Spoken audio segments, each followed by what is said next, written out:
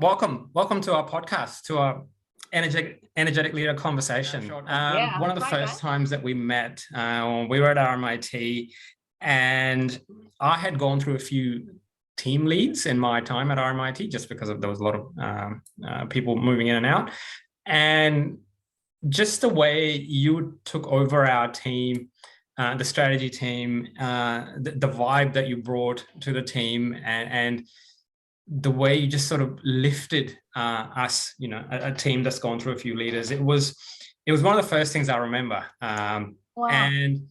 And it takes a special kind of, I guess, skill to be able to do that as a leader. And let's pick up over there. Is that, I think you know what I'm talking about.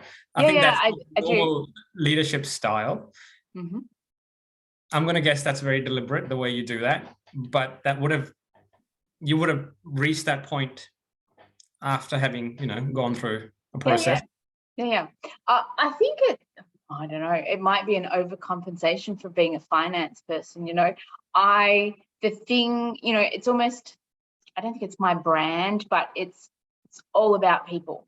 For me, everything we do in business, finance is really important. The products are really important, but it's nothing without the people, right? So my leadership style is all about energizing people. I get energy from people. Most people get energy from other people, right? So and I did know your team had been through some tough leadership challenges, and I'm like, okay, these guys actually need a little bit of love. I'm a team player. I don't come in to tell people how to do their job. They already know how to do their job. It's all about supporting and leading, caring, being passionate about the outcomes. So yeah, probably, I have been told that before, that when I come into a team, it kind of, everyone goes, oh, and I'm like, I don't understand it. I really don't, but I know what that feels like when you have a good leader, because I've had many good leaders too, right? And when they come, you just go, oh, okay. It's an opportunity to learn from someone. It's an opportunity, or if there's a problem, this is the person that's going to be there to support me. And you need that in leaders. Like, it's really fundamental. So I do deliberately bring that because it's in my repertoire. But I only learned that from other leaders too, right? But again, many leaders have exposure to, like you said, you learned it from others. Many choose not to adopt that style, but you did, and I've got to say it's very effective. Oh, great. Awesome. Cool. It makes me feel good, when I come into a team, I'm looking for those people with that energy too, right? Because not everybody has it, and I'm trying to find that person to give energy to me so I can give even more back, right? Maybe if you don't mind us doing a bit of digging around there, Okay.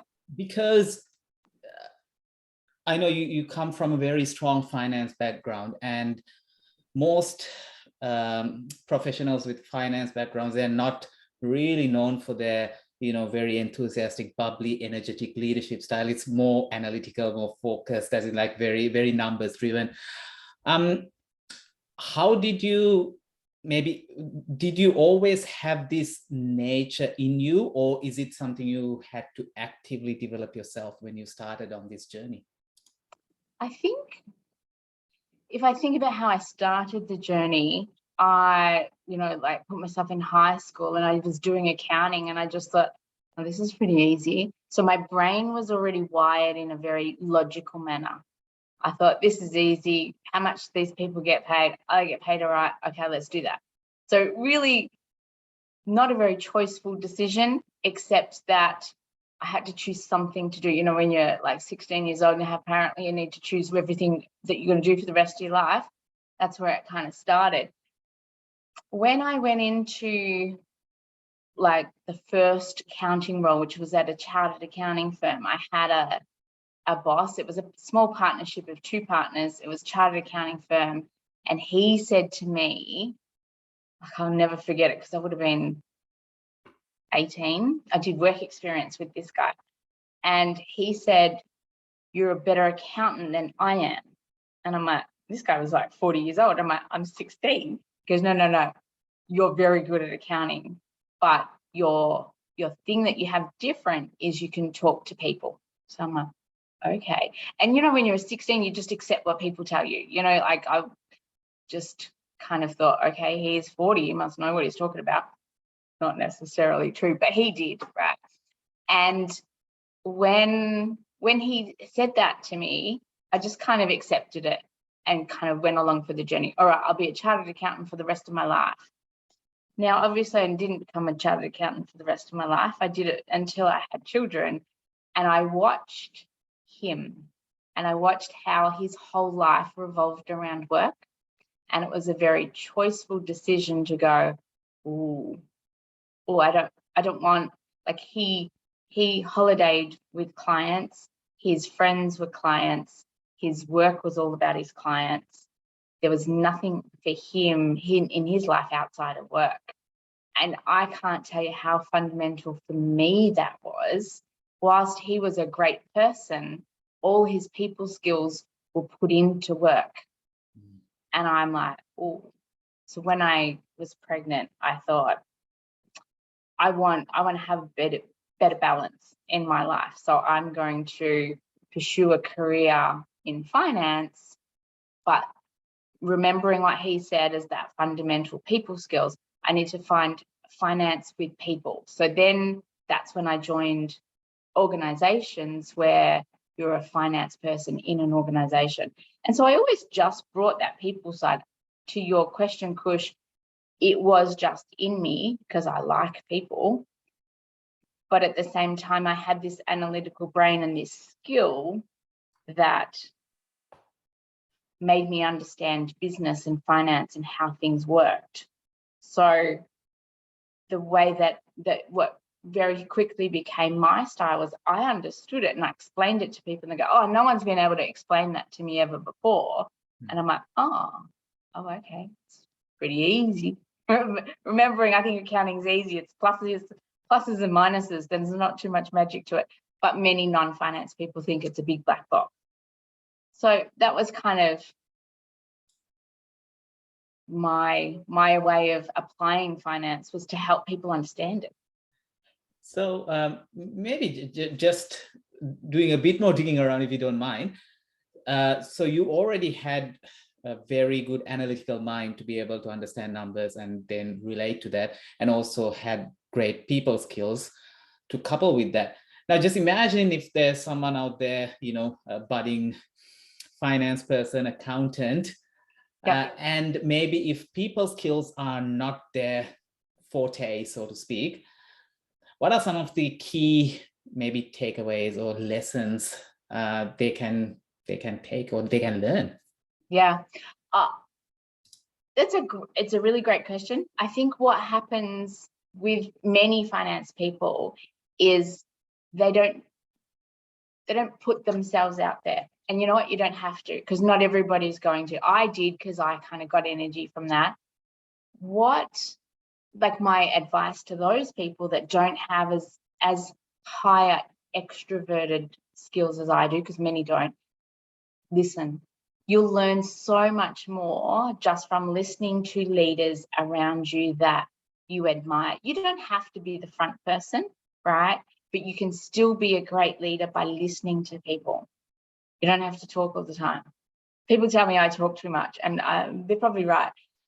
But listening is just as important. So, you know, my last boss was an exceptional leader, and he was very introverted. He listens. You have a conversation with him and there's lots of white space, there's lots of silence and pregnant pauses. And at first I thought that was awkward as hell, but it's actually not. It's all part of listening, digesting, reprocessing, linking it with other things, you know. So don't be afraid of not being a people person. You can still be an energetic leader through listening. Okay.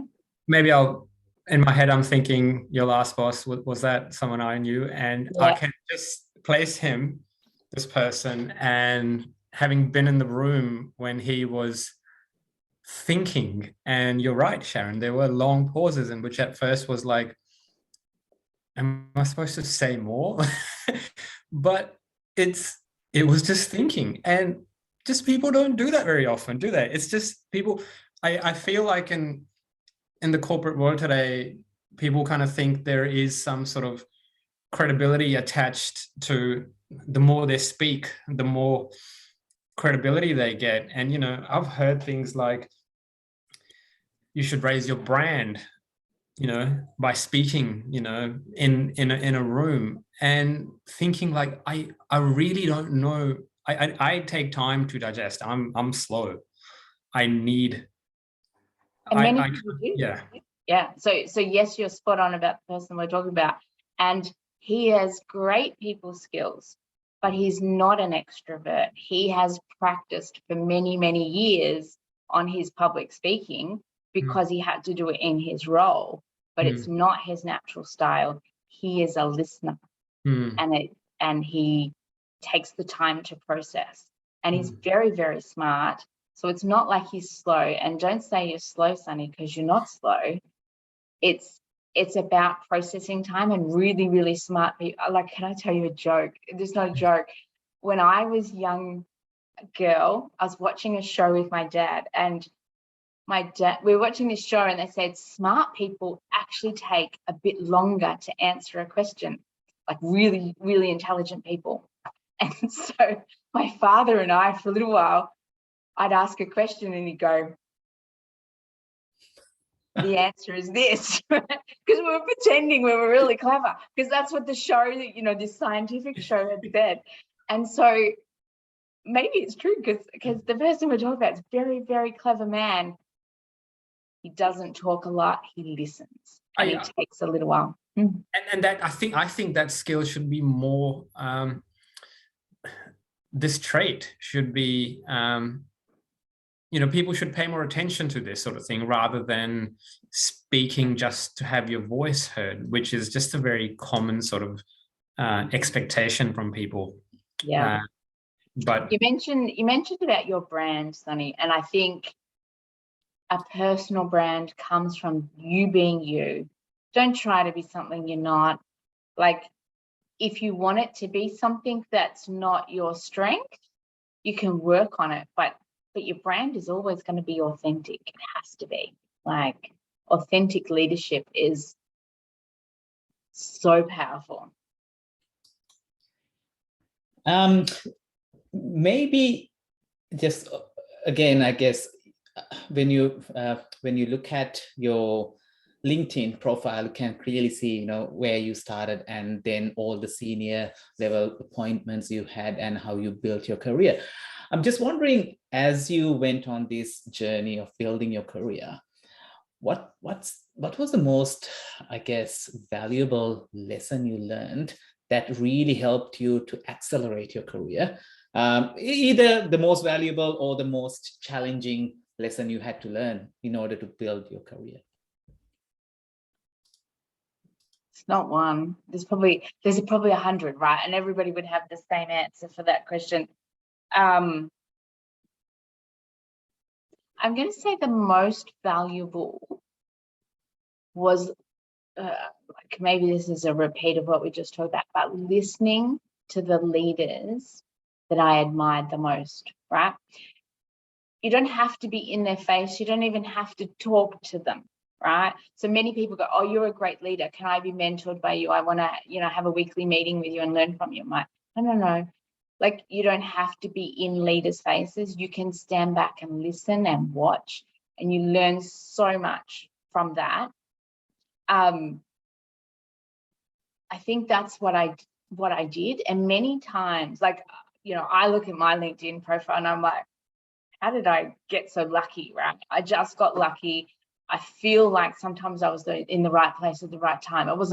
I'm a planner, but I didn't quite plan it that well. But when I look at it, I literally had so many different elements of finance experience. And then I had the lucky opportunity to step outside of finance into the strategy team.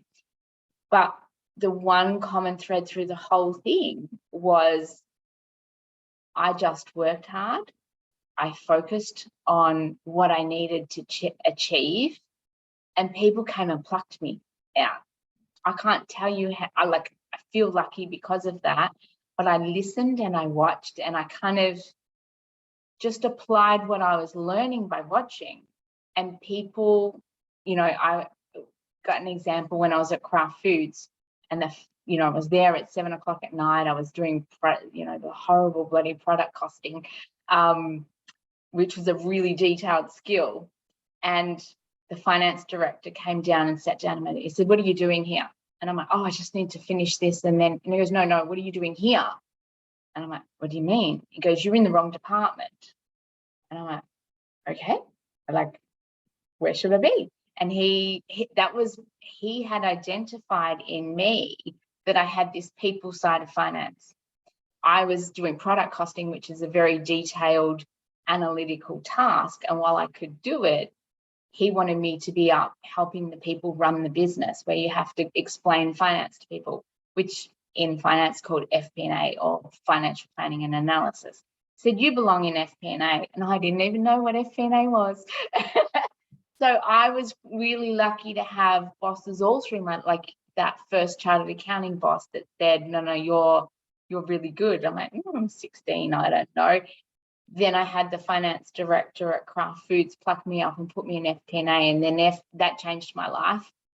FP&A became my thing because it's where you need to apply business knowledge and people skills to numbers, because numbers are not just numbers for numbers' sakes, right?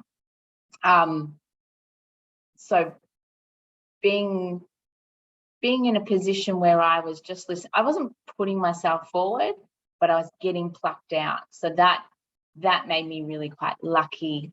And then as I matured and I got a bit older, and by the time I was in my 40s, I knew what to ask for. And it was less about being plucked out and more about saying, I want to be doing this. And telling people and sharing with people really clearly what it was that I want.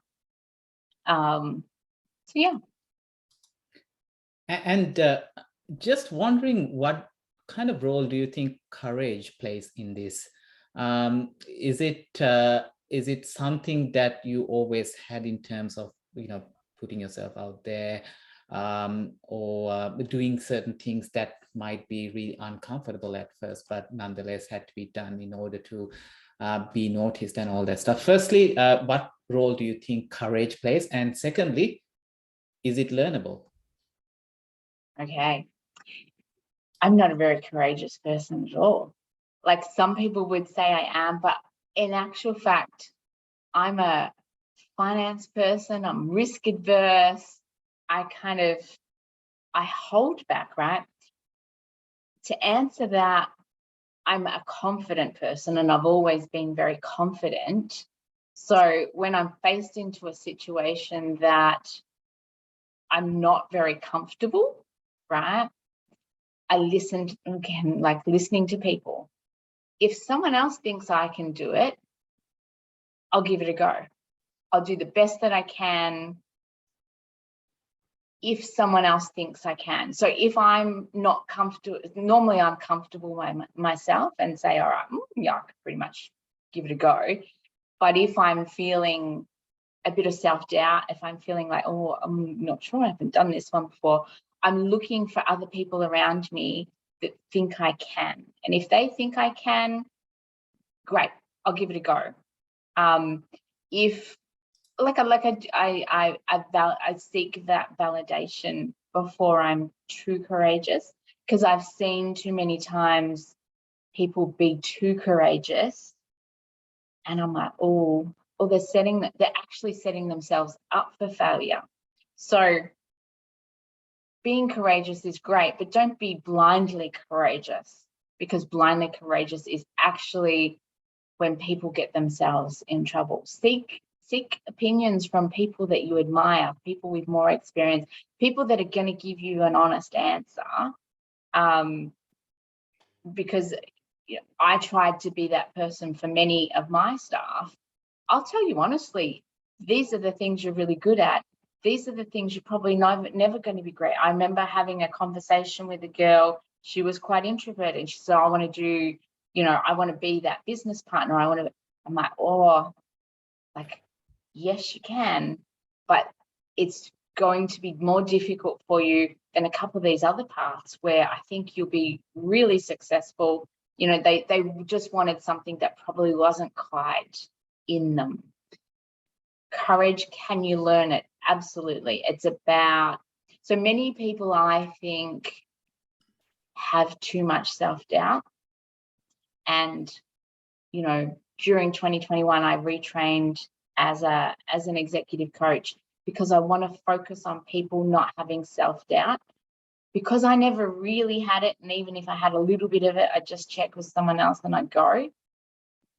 Many people think, oh, I can't do that. Anybody can do anything. It's about how successful they'll be, and it's about risk mitigation. So if you want to be doing something that's not in your repertoire of skills as yet, go learn the skill, do the research first before you kind of give it a go. Can courage be learnt? Yes, it's about getting comfortable with the uncomfortable. All right, it's just about what level of uncomfortable are you happy with, and that's a personal choice. And you can keep pushing it, but it doesn't happen overnight. But you can almost say you can't be a successful leader unless you are comfortable with the uncomfortable. I mean, things are going to get thrown at you every day, every hour of every day. And if you're ducking down and just sort of running away, then that's probably you're not going to succeed in a leadership role, because you not only have you got to get yourself through it, you've got a whole team to bring yourself through it, and you've got to have the brave face on as you're. Yeah. I think the biggest learning for first-time managers is the breadth of the role, right? Because when you go from being an individual contributor and having a role to being a manager of someone else who has to do something, and you need the breadth of your responsibility expands, right? Very basic. As that breadth expands, that's when it starts to get uncomfortable, because you can't do everything yourself. So if you have one direct report, okay, if they fail, I can step in. When you have two people, oh yeah, okay, I can probably stretch myself and do their jobs as well. By the time you've got 4 or 5 people reporting to you, your breadth, you actually need to trust others. And for first-time managers, and I remember that moment. I really do. Like, oh God, I'm going to have to trust others to deliver, and it's my reputation that's on the line. That was really hard at first. That was probably the hardest moment in my career, where you suddenly had to trust others to do the work that you were accountable for. Is that one of the more challenging things that leaders face? Like, is that and some that are into, maybe you can see micromanagers who want it done a way they want it done. Yeah. But some are different, and I'm talking about your style. Was I had the freedom working in your team to just sort of do it my way, and feel confident that, as long as I can explain it and show you how I got to this conclusion, that's it. That's all you need. It's not, it isn't what I expected, or it isn't within these guardrails. No, it wasn't that. It was just. Yeah. My leadership style is all about the outcome. This is the outcome that I need. How you get there that's your job, not my job, right? So I'm saying that's the hardest thing for first-time managers, is to kind of get comfortable that you're not going to be able to do everything, and that you're going to have to trust others. But once you accept that, it's really accepting that it's a fact, right? Once you accept that fact and go, okay, my job is now to make sure they've got everything that they possibly need to do their job. Can I tell a story?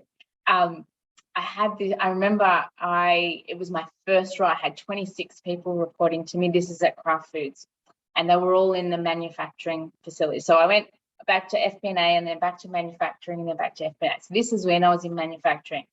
So I had 26 people. It was my biggest team at the time. I was mid-30s. And I had this girl come to me, and she just came to me. She was a super smart lady. She would come and check things with me all the time. And I was so busy.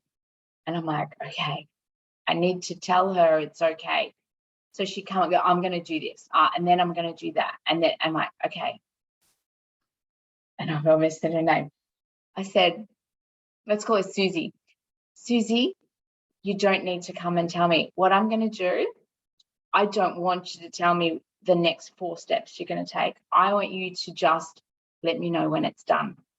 If you have any problems, you can come and ask me, but stop telling me what you're doing, because I don't need to know that. I trust you to do your job. And she goes, what? Oh, but what if I'm wrong? I'm like, you won't be wrong. You're a clever girl. I trust you to do your job.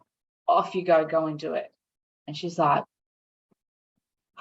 and literally I didn't talk to her for 2 weeks. This is from, like twice a day. Didn't talk to her for 2 weeks. I'm like, oh, I hope she's okay. And she came in and you should have seen the smile on her face when she finished this task that I'd given her. And she's like, you just changed my life, Sharron. And I'm like, what? Like, I didn't realize the impact. And still to this day, she talks about it. And she says, you trusted me. And I thought to myself, if you trust me, I must be able to do it, because she had all that self-doubt as well. And just by me giving her the confidence that I trust her to get the outcome, it freed her up. It unlocked a lock in her. She did a bloody awesome job. And she went on to kind of just career goal after career goal, because suddenly someone believed in her. That was the difference that it made. So, and it's, it's the same, like someone plucked me out to go and be in FP&A. They believed in me, so I must be able to do it.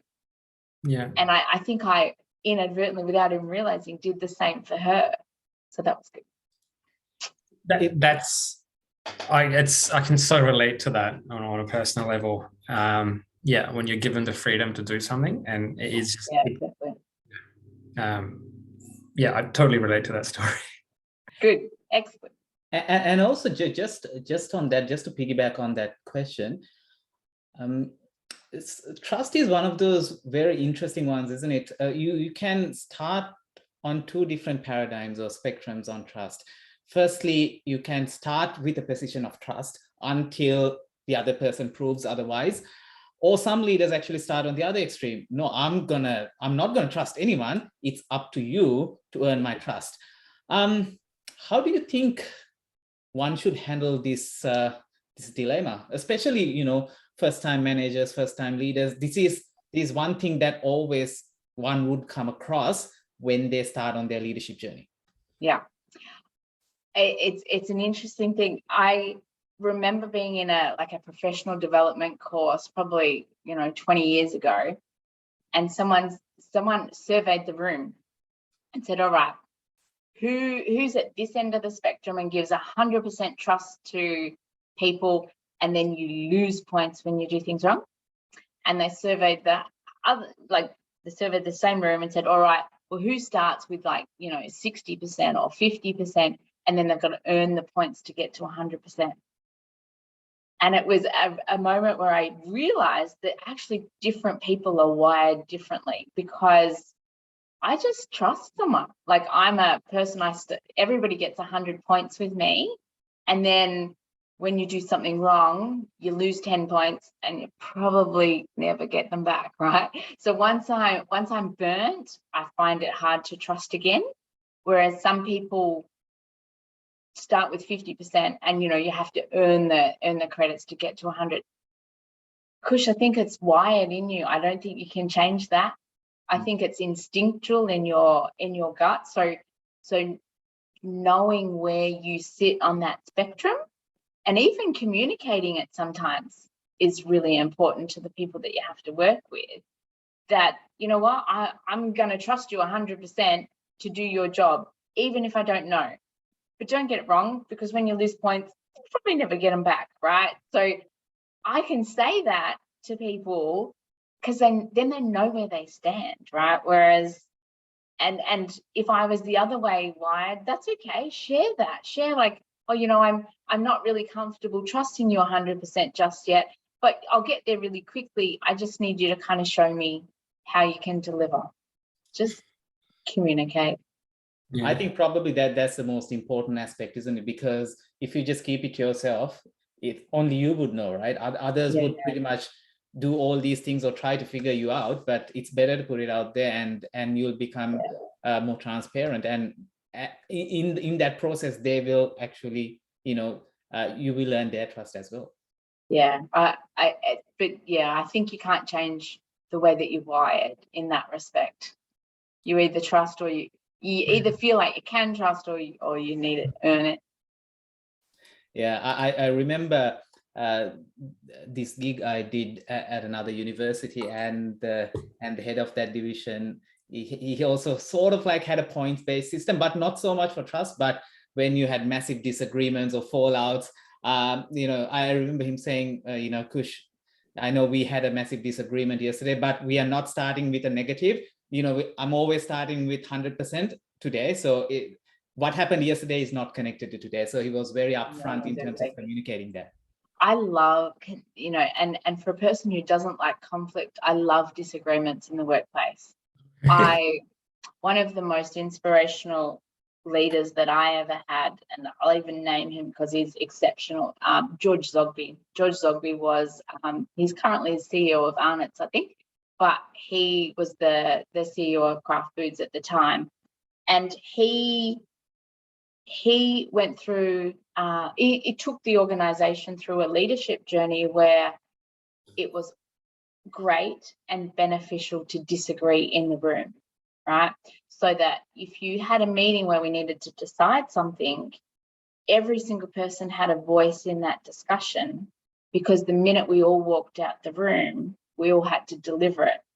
So if you weren't on the page, you either said so in that meeting, or you had to go and deliver something, and you were never allowed outside of that room to disagree. So your one opportunity was in the room.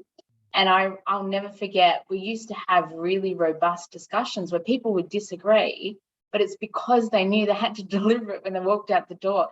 And we didn't walk out of the room until everyone got to the point that they were uncomfortably comfortable with the outcome and that they were prepared to do everything to deliver it.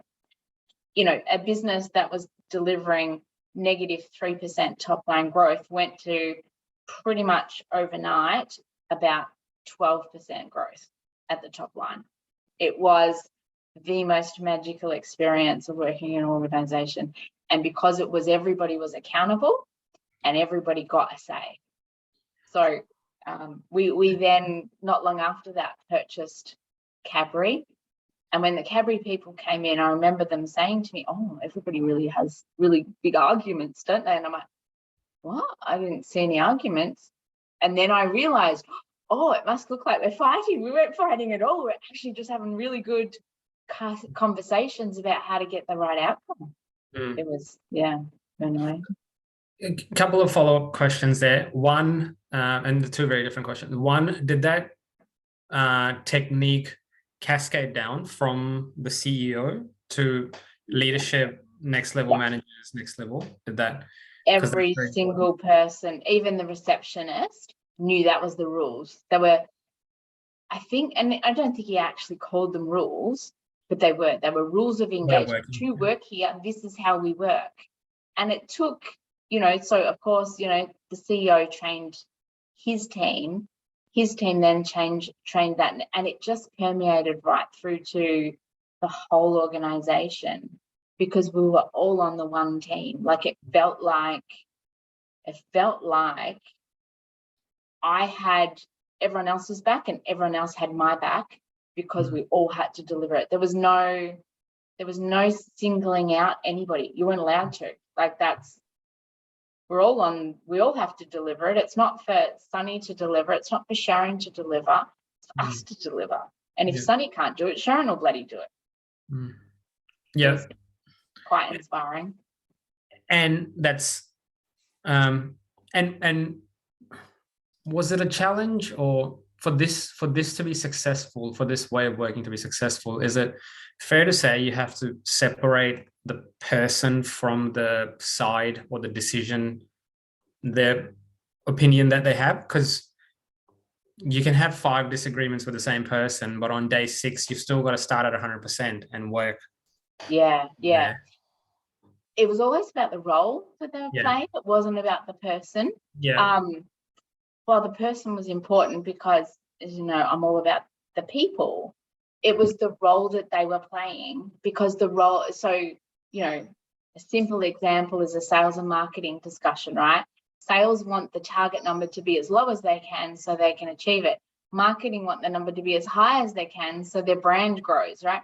So you've always got this competitive tension between sales and marketing, which is awesome. So when some of those people were the best of friends, but they were having the most heat in their arguments because of the role that they play, right?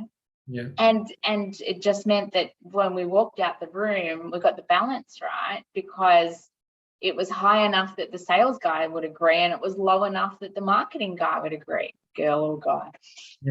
Yeah. No, that makes sense. It's an interesting one, isn't it? This the paradigm of disagreement, because often we kind of put that in the same spectrum as being disrespectful and discomfort. And I wonder, how can one think about respectful disagreement and comfortable disagreement? Are there such things, especially being comfortable with disagreements? How can one go about developing such skills or changing the mindset?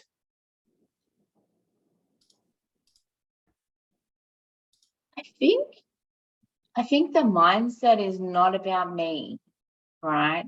Business, like, I remember thinking this quite early on in my career, that if someone disagrees with me or my opinion, that's not personal. It's usually just business. Like if they tell me, you know, they don't like me as a person, that's okay. Not everyone has to like me. But if they tell me they don't like my opinion, it's okay. Like I've never been uncomfortable with that. I think maybe in my younger days, for sure, it's like, I'm here to convince you that I'm right. We can't convince people that we're right. They have to believe it themselves, right?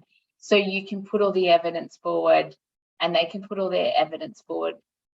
And I think, you know, diversity is kind of a buzzword at the moment in the workplace, but if you really understand the true benefit of actually people think differently, and no one's necessarily right or wrong, because it's all a little bit of everything, right? Again, referring to my last leader, who was an introvert, he would take a long time to answer the question because he wasn't thinking about just what you said.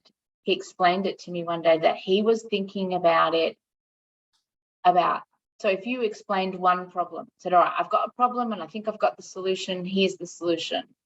He was thinking about, well, what other problems can we bring in to the thought process to add a more sustainable outcome or a more systemic answer?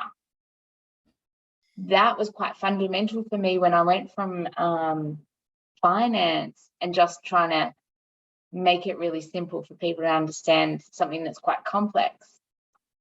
I went from that to, all right, let's add all the problems together, because if we just have one solution that solves 5 problems, isn't it heaps better?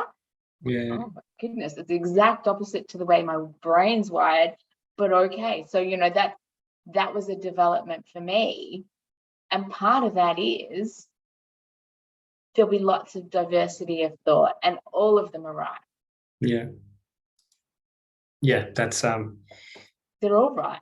Yeah. It's I have to say it's only a very, very small number of people who, or even leaders in the workplace, who have that way of thinking. To tell someone who's been successful to change their ways is not an easy thing to do. He didn't tell me to change my thinking.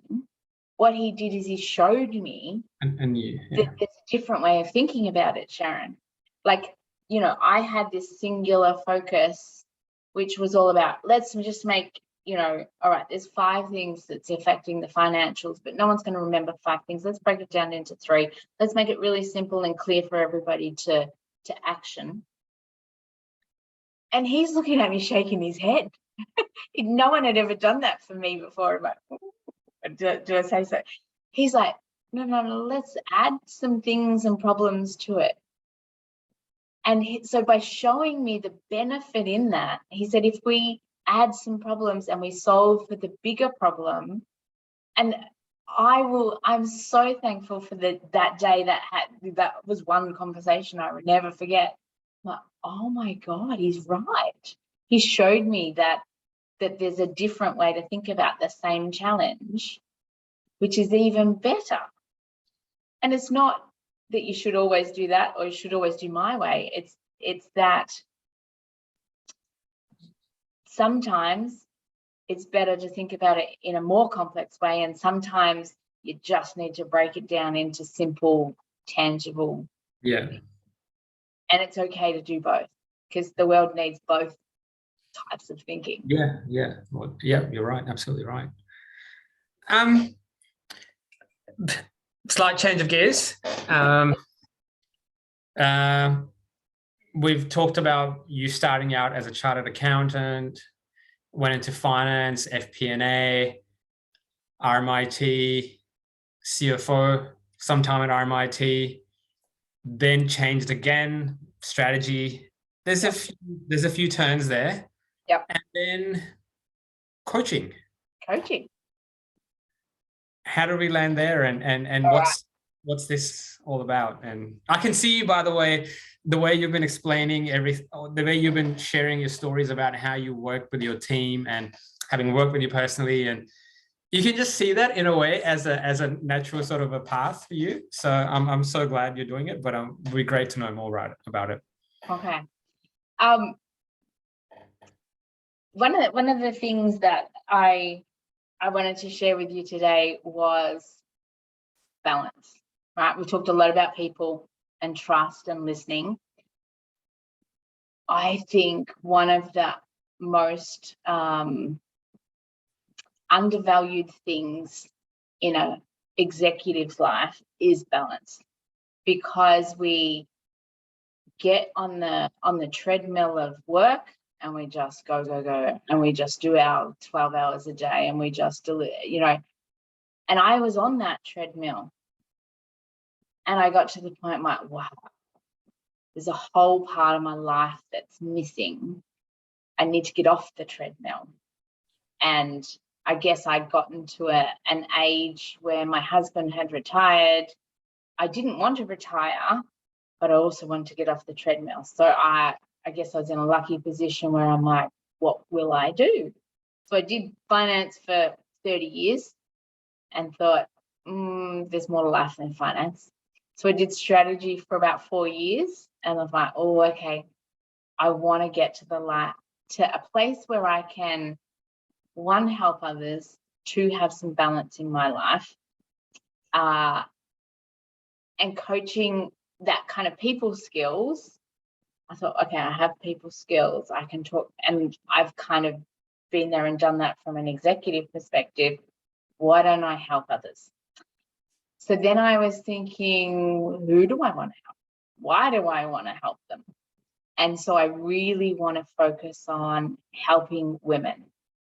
I've been in those privileged positions that we've talked about today, where people came and plucked me out.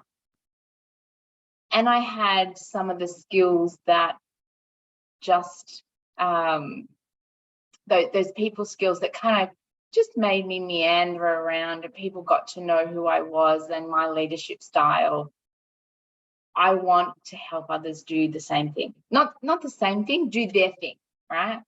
You know, I had female leaders that I haven't talked about where, you know, there was one lady, Alice, and she showed me what good female leadership looked like. And it didn't look like male leadership, but it certainly didn't look like a woman who felt like she had to explain everything to she would explain to me, no, men don't do this. I'm like, what do you mean men don't do that?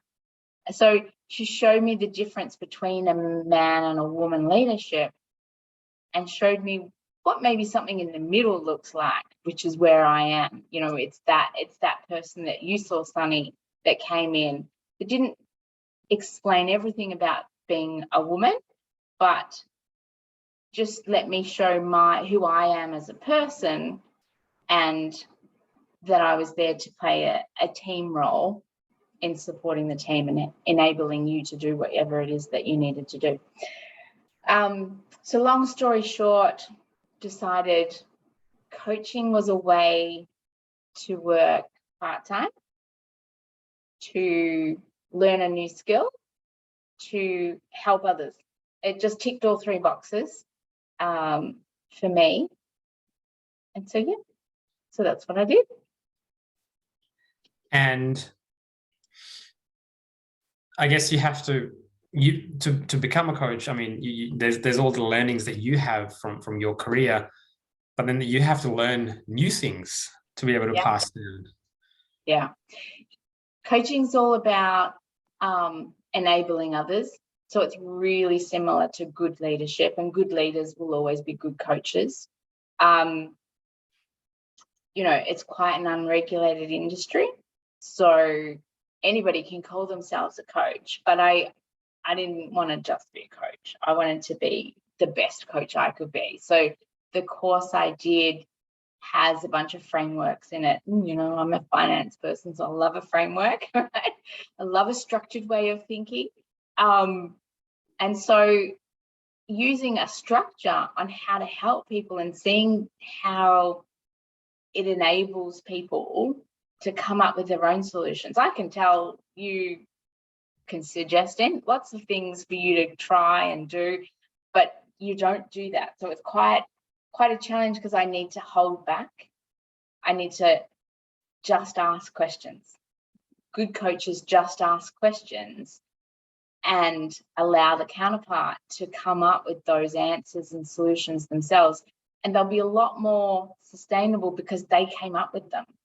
Like, you can lead the witness a little bit, but it's all about just asking really powerful questions. Yeah.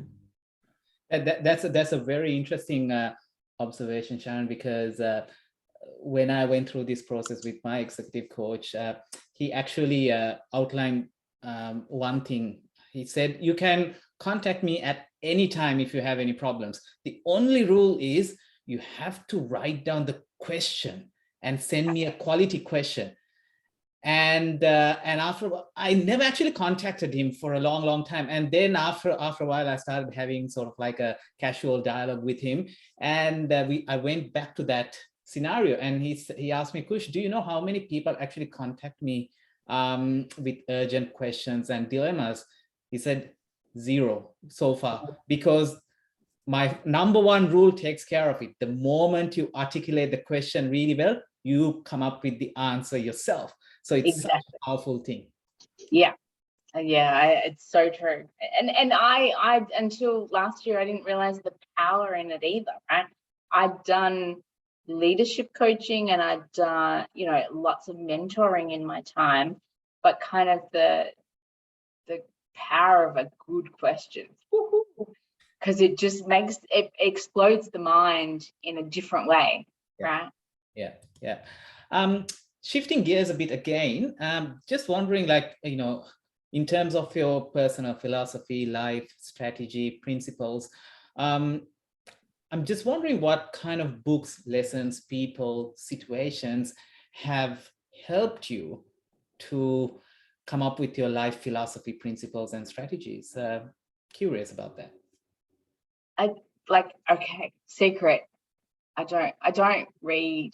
I'm a tactile learner, so I learn from people and I learn from frameworks. So you've never hear me quoting, I read this book and this person said, like, I find that challenging.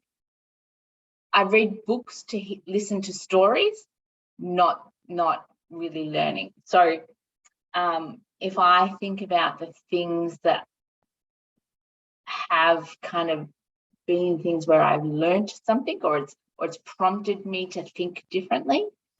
One colleague, he used to work for me many years ago.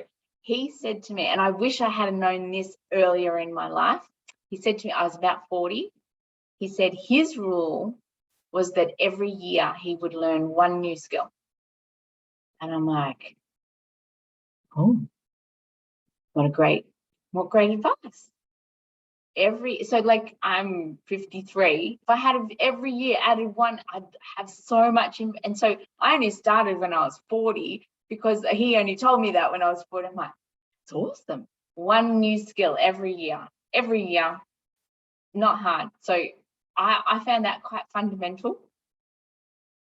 The other thing that somebody said to me once that comes back to that balance that I was talking about, and I tell many of my friends or colleagues who are kind of feeling a bit stretched and a bit overworked quite often. This was explained to me, and I've kind of modified it for myself. So put yourself in a situation, you're on the treadmill, you're working too many hours, there's not enough time for family or sleep or fun, it's just too much of the one thing in your life. There's 4 things in life. There's work, there's sleep, there's family, and there's fun, right? Yeah. So work, sleep, family, and fun. And any one day, you've only got enough time for 3.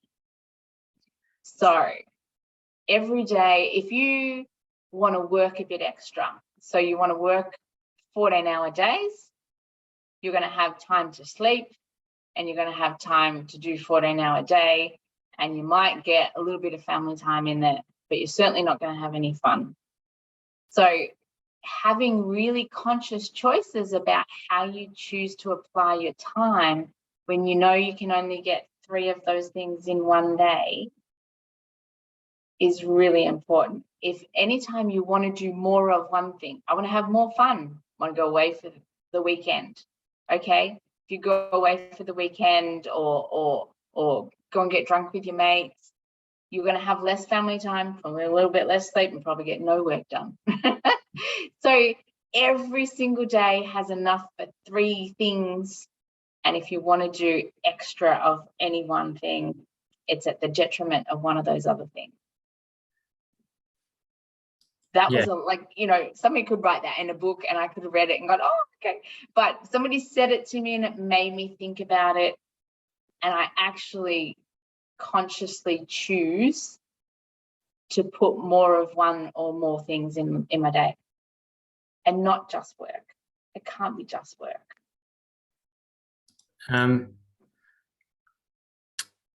So any 3, but if you know you're in a position where you have to do the 3, you make up for it after or before.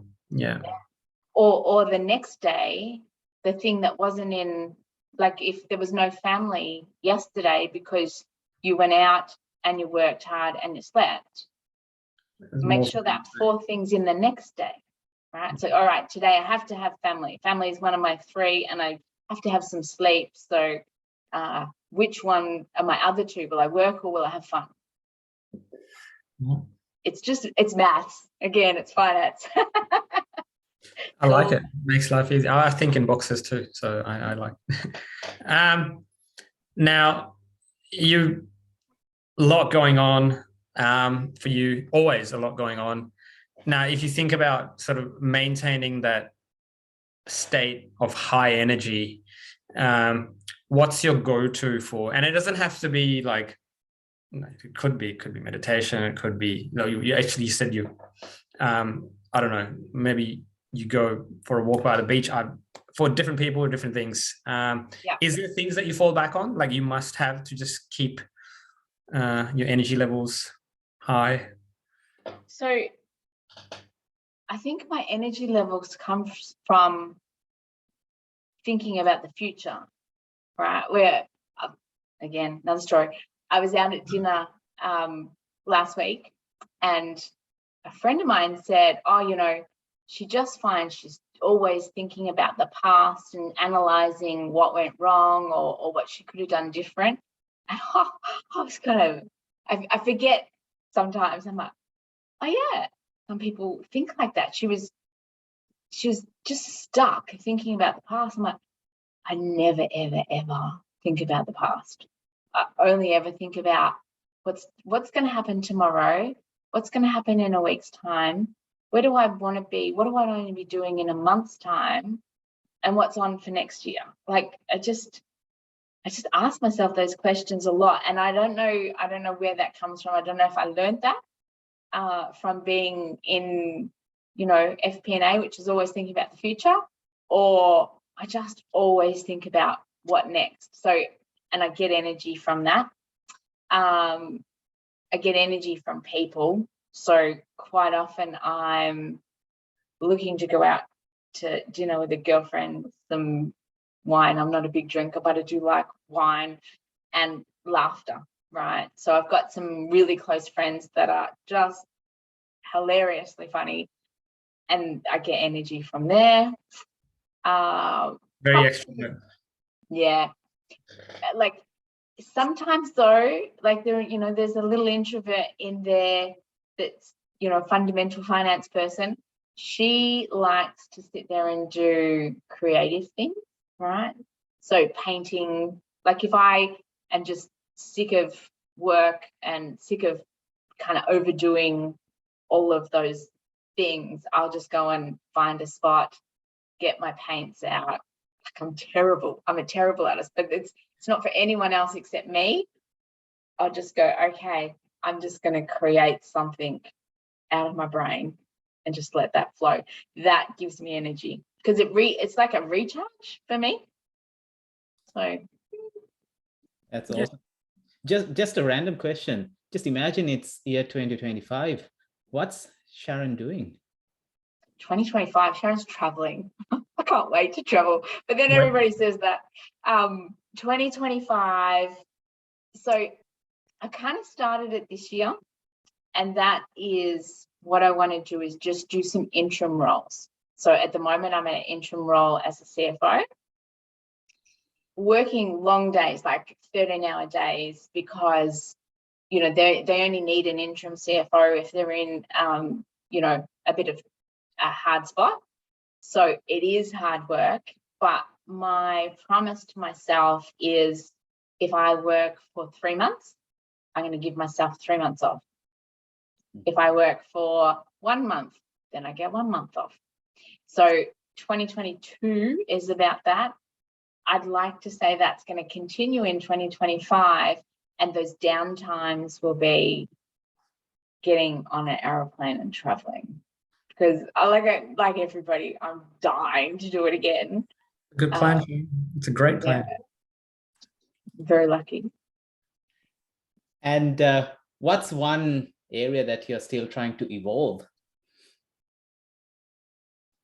I think it's always going to be about balance, right? It's always going to be about how do you strike, and I've just promised myself that I'm going to do this, 3 months on, 3 months off.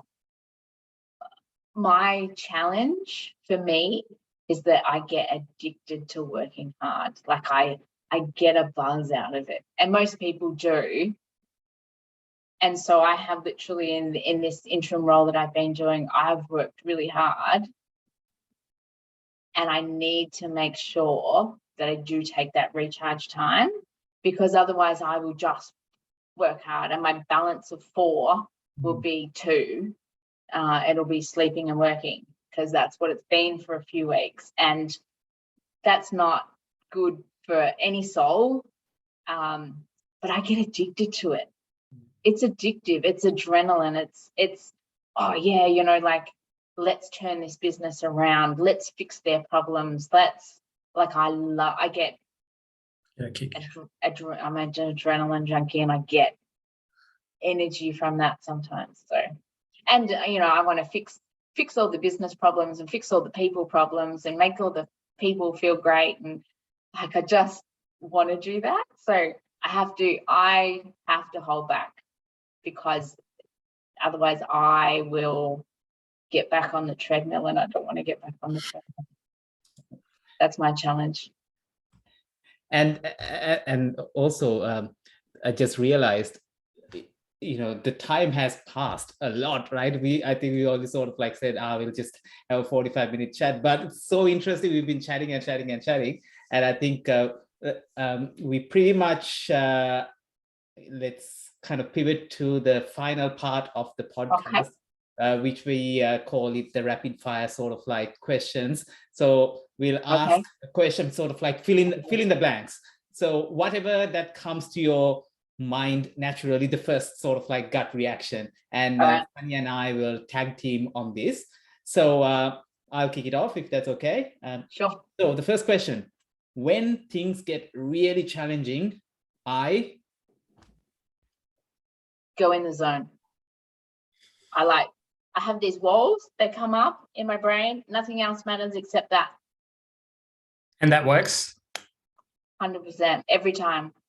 As in getting in the zone, you can do that to yourself? Like that.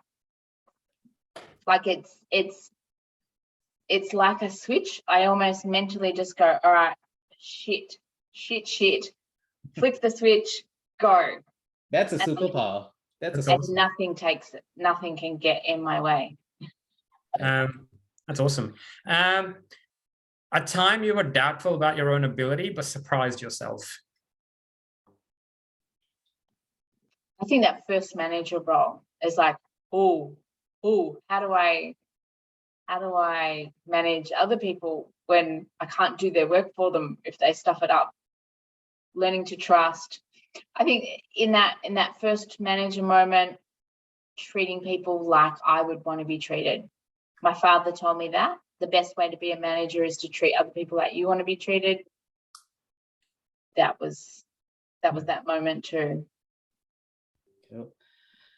When I must make a choice that will lead to short-term pain but long-term gain, what I do is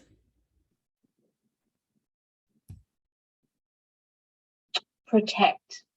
I'm going to say I like to. So if there's going to be short-term pain,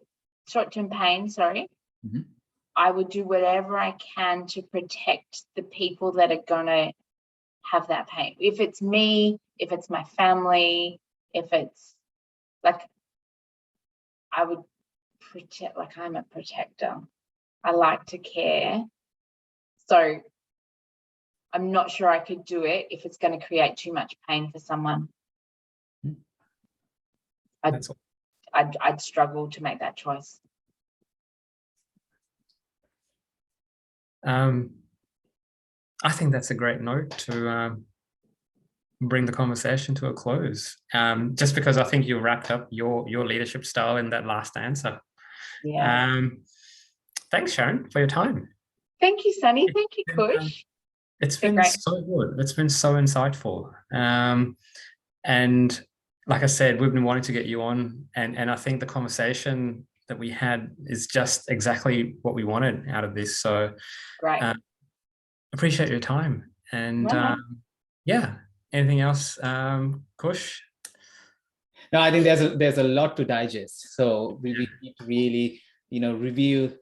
I got my notes, Sharron. Yeah, there you go. Thank excellent. you. And I think that there's a lot of wisdom there we can actually distill and then share with our community as well. So thank you, Sharron, very much for taking the time to share this with us. And I'm pretty sure down the track we can hopefully we can connect with you again, just for a very fruitful conversation like this. See if I got that travel in. Thanks. Thank you, Thanks, Sharron. Sharron.